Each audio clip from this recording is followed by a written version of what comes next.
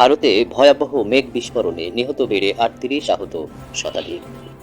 ভারত নিয়ন্ত্রিত জম্মু ও কাশ্মীরের ৬৪টি গ্রামে মেঘ বিস্ফোরণে ভয়াবহ পরিস্থিতির সৃষ্টি হয়েছে।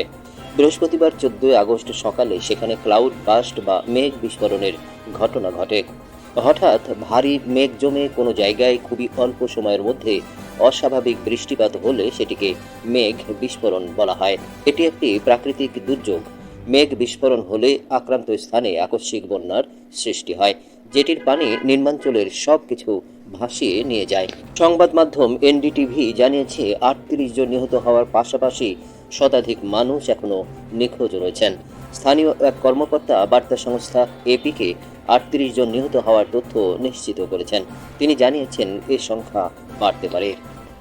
জম্মু কাশ্মীরের মুখ্যমন্ত্রী ওমর আবদুল্লাহ এক বিবৃতিতে বলেছেন, সেখানকার খবর মর্মান্তিক। তিনি জানিয়েছেন মেঘ বিস্ফোরণের ঘটনা ঘটে কিস্তওয়ার বিভাগে।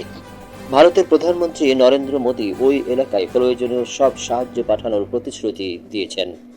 প্রসঙ্গত, গত ৫ আগস্ট দেশটির উত্তরাখণ্ডের হিমালয় শহর ধারালিতে মেঘ বিস্ফোরণে একই রকম পরিস্থিতির সৃষ্টি হয়। সেখানে অন্তত ৭০ জন মানুষ নিহত হয়েছেন বলে আশঙ্কা করা হয়।